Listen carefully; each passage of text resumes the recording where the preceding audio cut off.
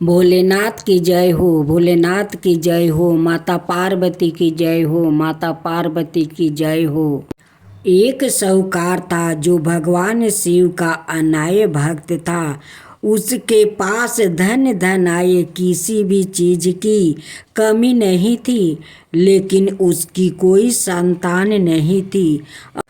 और वो इसी कामना को लेकर रोज शिव जी के मंदिर जाकर दीपक जलाता था। उसके इस भक्ति भाव को देखकर एक दिन माता पार्वती ने शिव जी से कहा कि प्रभु, यह साहूकार आपका अनय भक्त है, इसको किसी बात का कष्ट है तो आपको उसे अवश्य दूर करना चाहिए। शिव जी बोले कि हे पार्वती, इस साहूकार के पास पुत्र नहीं है, यह इसी से दुखी रहता है। माता पार्वती कहती है कि हे ईश्वर, कृपा करके इसे पुत्र का वरदान दे दीजिए। तब भोलेनाथ ने कहा कि हे पार्वती, साहूकार के भाग्य में पुत्र का योग नहीं है। ऐसे में अगर इसे पुत्र प्राप्ति का वरदान मिल भी गया तो वो केवल 12 बरस की आयु तक ही जीवित रहेगा। यह सुनने के बाद भी माता पार्वती ने कहा कि हे प्रभु, आपको इस साहूकार को पुत्र का वरदान देना ही होगा। अनाथ भक्त क्यों आपकी सेवा पूजा करेंगे। माता के बार बार कहने से भोलेनाथ ने साहूकार को पुत्र का वरदान दे दिया, लेकिन यह भी कहा कि वो केवल 12 बरस तक ही जीवित रहेगा। साहूकार यह सारी बातें सुन रहा था, इसलिए उसे ना तो खुशी हुई और ना ही दुख। वो पहले की तरह भोलेनाथ की पूजा अर्चना करता रहा। उधर सेठानी गर्भवती हुई और 9 महीने के बाद एक सुंदर सा बालक की प्राप्ति हुई। परिवार में खूब उत्साह मनाया गया, लेकिन साहूकार पहले ही की तरह रहा और उसने लड़का की 12 बरस की आयु का जिक्र किसी से भी नहीं किया। जब बालक 11 बरस की आयु हो गई तो एक दिन साहूकार की सेठानी ने बालक के विवाह के लिए कहा। तो साहूकार ने कहा कि वो अभी बालक को पढ़ने के लिए काशी जी भेजेंगे। इसके बाद उसने बालक के मामा जी को बुलाया और कहा कि इसे काशी पढ़ने के लिए ले जाओ और रास्ते में जिस भी स्थान पर रुकना, वहाँ यज्ञ करते और ब्राह्मणों को भोजन कराते हुए आगे बढ़ना। उन्होंने भी इसी तरह करते हुए जा रहे थे कि रास्ते में एक राजकुमारी का विवाह था। जिससे उसका विवाह होने वाला था वो एक आँख से काना था। तो उसके पिता ने जब अति सुंदर साहूकार के बेटे को देखा तो उनके मन में आया कि क्यों ना इसे ही घोड़ी पर बैठाकर शादी के सारे कार्य संपन्न करवा लिया जाए। तो उन्होंने मामा से बात की और कहा कि इसके बदले में वो अथाह धन देंगे। तो वो भी राजी हो गया।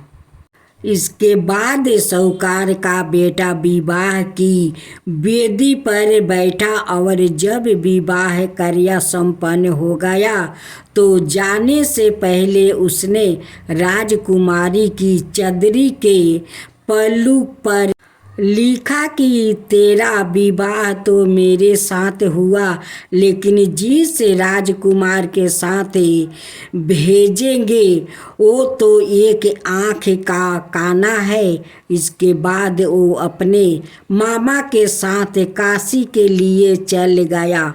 उधर जब राजकुमारी ने अपनी चुनरी पर यह लिखा हुआ पाया तो उसने राजकुमार के साथ जाने से मना कर दिया। तो राजा ने भी अपनी पुत्री को बारात के साथ विदा नहीं किया। बारात वापस लौट गई। उधर मामा और भांजे काशी पहुंच गए थे। एक दिन जब मामा ने जग रचा रखा था और भांजा बहुत देर तक बाहर नहीं आए तो मामा ने अंदर जाकर देखा तो भांजे का प्राण निकल चुके थे। वो बहुत परेशान हुए, लेकिन सोचा कि अभी रोना पीटना मचाया तो ब्राह्मण चल जाएंगे और जग का कार्य अधूरा रह जाएगा। जब जग संपन्न हुआ तो मामा ने रोना पीटना शुरू किया। उसी समय शिव पार्वती उधर से जा रहे थे तो माता पार्वती ने शिव जी से पूछा, हे प्रभु, ये कौन रो रहा है? तभी उन्हें पता चलता है कि यह तो भोलेनाथ के आशीर्वाद से जन्म हुआ साहूकार का पुत्र है। तब माता पार्वती कहती है कि हे स्वामी, इसे जीवित कर दीजिए। अनाथ रोते रोते इसके माता पिता के प्राण निकल जाएंगे। तब भोलेनाथ ने कहा कि हे पार्वती, इसकी आहु इतनी ही थी सो वो भोग चुका है। लेकिन माँ के बार बार आग्रह करने पर भोलेनाथ ने जीवित कर दिया। लड़का ओम नमः शिवाय करते हुए उठा और मामा भांजे दोनों के ईश्वर को धन्यवाद दिया और अपनी नगरी की ओर लौटा। रास्ते में वही नगर पारा और राजकुमारी ने उन्हें पहचान लिया। तब राजा ने राजकुमारी को साहूकार के बेटे के साथ बहुत सारे धन धनाये के साथ विदा किया।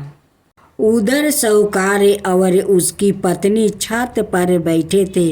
उन्होंने यह प्राण कर रखा था कि यदि उनका पुत्र सकुशल ना लौटा तो वो छत से कूद कर अपना प्राण त्याग देंगे। तभी लड़के के मामा ने आकर साहूकार के बेटे और बहू के आने का समाचार सुनाया, लेकिन वो नहीं माने तो मामा ने शपथ पूर्वक कहा। तब तो दोनों को विश्वास हो गया और दोनों ने अपने बेटे बहू का स्वागत किया। उसी रात साहूकार को सपने में शिव जी ने दर्शन दिया और कहा कि तुम्हारे पूजन से मैं प्रसन्न हुआ। इसी प्रकार जो भी व्याकृत इस कथा को पढ़ेगा या सुनेगा उसके समस्त दुखों दूर हो जाएगा और मन बचित सभी कामनाओं की पूर्ति होगी। जय शिवा ओमकारा, प्रभु हरे शिवा ओमकारा। ब्रह्मा विष्णु सदा शिव अर्धंगिनी धारा। ओम जय शिवा ओमकारा। एकानन चतुरानन पंचानन राजे। शिव पंचानन राजे। हंसासन गरुड़ासन विषवाहन साजे। ओम जय शिवा ओमकारा। दो भुज चार चतुर भुज दस भुज अति सोहे तीनों रूप निरखता त्रिभुवन जनि मोहे ओम जय शिव ओमकारा। अक्षर माला बने माला मुंडी माला तारी चंदन मृग मद सोहे बोले सुभिकारी ओम जय शिव ओमकारा। श्वेतांबर पीतांबर गंबरे अंगे सनिकादिके बरे मादिकी भूतादिकी संगे ओम जय शिव ओमकारा। करिके मध्यम कमंडल चक्र त्रिशूल धरता जग करता जग भरता जग पालन करता ओम जय शिव ओमकारा। ब्रह्मा विष्णु सदा शिव जानते अविवेका प्राण बचर के मध्यम याहे तीनों एका ओम जय शिव ओमकारा। तीर गुण शिव जी के आरती जो कोई नर गावे शिवा जो कोई नर गावे कहत शिवानंद स्वामी मन भजत शिवानंद स्वामी मन बाचित फल पावे ओम जय शिव ओमकारा जय शिव ओमकारा।